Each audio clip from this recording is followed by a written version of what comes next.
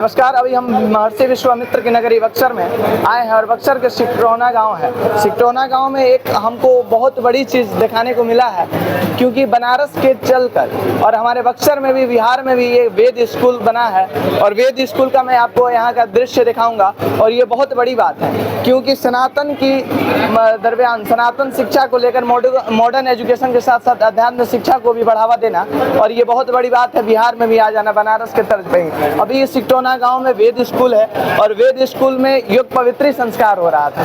बच्चों का योग पवित्री संस्कार हुआ, छोटे छोटे बच्चों का। फिर उनका ब्राह्मण का जो पुण्य कर्तव्य होता है, पहला काम यही होता है कि योग पवित्री संस्कार से होता है। तो ये पवित्री संस्कार एक बार हम चाहेंगे कि देख लीजिए। यहाँ पे योग पवित्री संस्कार बच्चों का हुआ है।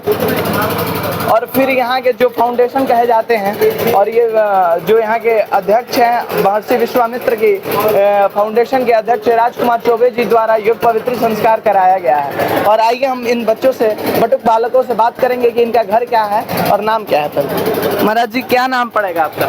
मेरा नाम राघव तिवारी है। राघव तिवारी है आपका नाम।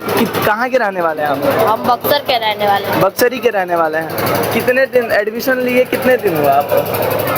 हमारा अभी तो 1-2 दिन हुए। अभी 1-2 दिन एडमिशन हुआ और पहला योग पवित्र संस्कार होता है। योग पवित्र संस्कार हुआ, कैसा लग रहा है आपके? आपके गार्जियन जन भी आए हैं?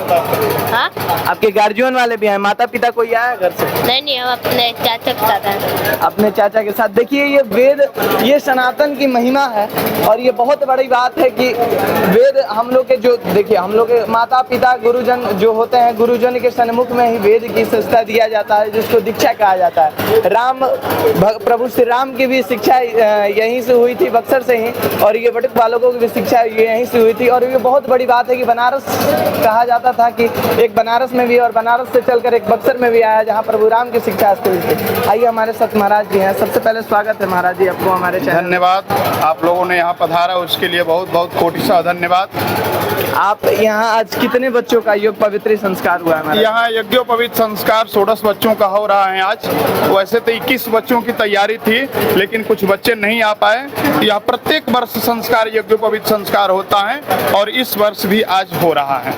तो महाराज जी, एक सुनने में आया कि यहाँ पे वेद पढ़ाया जाता है, तो कौन से वेद का अध्ययन कराया जाता है? वेद तो 4 प्रकार के होते हैं, लेकिन वर्तमान में यहाँ शुक्ल यजुर्वेद और सामवेद की पढ़ाई होती है। यहाँ शुक्ल यजुर्वेद और सामवेद का अध्ययन करने वाले बच्चे हैं, तो वेदाध्ययन से पूर्व यज्ञोपवीत संस्कार होना जरूरी है। बिना यज्ञोपवीत के वेदाध्ययन नहीं हो सकता। इसलिए प्रथम इन लोगों को यज्ञोपवीत संस्कार करके गायत्री का उपदेश किया जाता है, और गायत्री के उपदेश होने के बाद गुरु के सन्निधि में रह करके, प्राचीन गुरुकुल परंपरा में जैसे भगवान राम और कृष्ण सांदीपनी के आश्रम में और वशिष्ठ के आश्रम में पढ़ा करते थे, उसी प्रकार यहाँ गुरुकुल में रह करके यह विद्यार्थी वेदाध्ययन करेंगे। महाराज जी, यहाँ के जो आचार्य जी हैं जो अध्ययन कराते हैं, वो कहाँ के रहने वाले हैं? कहाँ से आए हैं वो? यहाँ से आचार्य जो यहाँ अध्ययन कराने वाले हैं, एक आचार्य वाराणसी से आए हैं, वो रहते हैं यहाँ पर, और दूसरे आचार्य समझ लीजिए कि सांदीपनी मुनि का आश्रम जहाँ था वहाँ से आए हैं, उज्जैन से। उज्जैनी के आचार्य हैं एक दो यहाँ पे आचार्य भी उपलब्ध हैं। साथ साथ आधुनिक विषय की भी यहाँ पढ़ाई होती है, जैसे अंग्रेजी है, सामाजिक विज्ञान है, गणित है और संस्कृत है। इसके लिए भी जो है यहाँ अध्यापक नियुक्त हैं, अध्यापक लोग अध्ययन कराते रहते हैं। चलिए, बहुत बहुत धन्यवाद। देखिए, यही होता है कि वेदाचार्य जी, और ये यहाँ के गुरुकुल के ये मुख्य आचार्य जी हैं। आचार्य जी, स्वागत है सबसे पहले भारतीय खबर में। जी, आपको भी बहुत बहुत। और सुनने में कितने बच्चों का यहाँ पे योग पवित्र संस्कार हुआ है, और क्या क्या वेद पढ़ाए जाते हैं, किस तरह से बच्चों की तैयारियां यहाँ पे करवाई जाती हैं, कुछ सनातन को यहाँ पर सर्वदृष्टिया ये आप जानिए कि जितने लोग यज्ञोपवीत संस्कार कराना चाहते हैं, चाहे जिस स्टेट से हो, जहाँ से हो, आकर के जनेऊ दिलवाना चाहते हैं, उनका यज्ञोपवीत संस्कार प्रत्येक साल कराया जाता है। उसी तर्ज पर इस साल भी संपन्न कराया जा रहा है। रही सवाल वेद की, तो यहाँ पर मुख्य यजुर्वेद है, और यजुर्वेद के साथ साथ व्याकरण, ज्योतिष, दर्शन, उपनिषद, इंग्लिश, मैथ, सोशल साइंस, सब की पढ़ाई करेंगे। मॉडल एजुकेशन के साथ साथ अध्यात्म का भी एजुकेशन देना। और महाराज, लक्ष्य है कि यदि कि एक हाथ में वेद है तो दूसरे हाथ में लैपटॉप भी होना चाहिए, ताकि किसी में कमी किसी बच्चे में कोई शिक्षा की कमी ना आए। महाराज जी, ये बहुत बड़ी बात है कि बनारस में पढ़ाया जाता था, वेद स्कूल बनारस में होते थे, अब हमारे बक्सर में भी, हमारे बिहार में भी है। तो यहाँ के सरकार द्वारा कुछ मदद मिला है कि किसी के द्वारा मदद मिला है ग्राम नगर के? नहीं, सरकार के द्वारा कोई मदद नहीं है। ग्राम के या प्रबुद्धजन जो हैं वो लोग कुछ सहयोग करते हैं, जो जगत भगत लोग हैं, जो सनातनी हैं, जो जानते हैं कि नहीं ये सब करना उचित है, वो सब मदद करते हैं। रही बात काशी से, तो ये परम सत्य था कि काशी विद्वानों की नगरी है, लेकिन काशी से हमारा बक्सर कोई कम नहीं है। एग्जाम्पल के लिए काशी से बच्चा मेरे गुरुकुल में पढ़ने आया है। अभी कहिए, मैं उस बच्चे को बुलाकर आपसे बात कर रहा हूँ, वो बनारस का रहने वाला बच्चा है और बक्सर के श्रद्धाचार्य वेद गुरुकुलम में अध्ययन करता है। मैं मिलना चाहूंगा उस बच्चे से। जरूर मैं बुलवा रहा हूँ। ये बालक है, जो बटुक बालक है ब्राह्मण, ये बनारस से चल के आए हैं। क्या नाम हुआ आपका? आदर्श पांडे। आयुष पांडे नाम हुआ? आदर्श पांडे। आदर्श पांडे। तो आप कितने दिन बनारस में एडमिशन कराए हुए हो गया था आपका एडमिशन? 1 साल। 1 साल बनारस में पढ़े, उसके बाद बक्सर में। तो क्या आपको लगा कि अब बक्सर में चलना चाहिए? बनारस में क्या शिक्षा व्यवस्था नहीं अच्छा नहीं मिल रहा था? जी अच्छा था। अच्छा, तो क्या सोचकर आप आ गए बक्सर में? जी मेरी मम्मी का सपना था कि मैं पंडित बनूं। ब्राह्मण बनूं, तो मम्मी का सपना था। अब बनारस में एडमिशन हुआ, फिर वहाँ से नाम कटवा के आप बक्सर में क्यों चले आए? नहीं, बनारस में बाल शिक्षा सदन में पढ़ रहे थे, इंग्लिश मीडियम। इंग्लिश मीडियम से थे, तो फिर पुनः आपको यहाँ पे आकर वेद स्कूल में पढ़ना था, तो बक्सर में एडमिशन करवा लिए। तो यहाँ पे अच्छी तरीके से पढ़ाई होता है वेद का? समझ में आता है? कोई श्लोक सुना सकते हैं वेद का? यजुर्वेद का कोई श्लोक सुनाइए। ऋग्वेद का? ऋग्वेद का नहीं। यजुर्वेद का सुनाइए।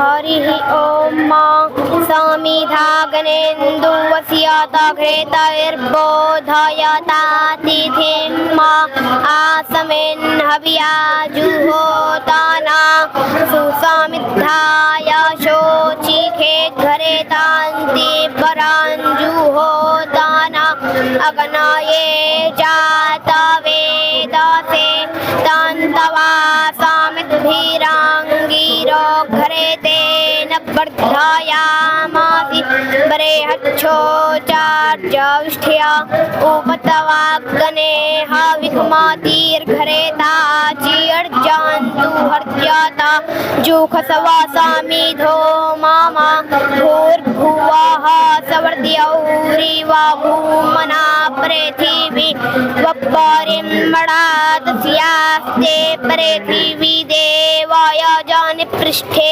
गनिमान्ना दमन्नाद्याय दधे आयङ्गौः प्रश्निरकरामि दसदन्मातरं पुरः पितरं च प्रयन् स्वाहा अन्तश्चरतिरोचनस्य प्राणादपानति विख्यन्महिखो दिवम्मा हरिः ओम।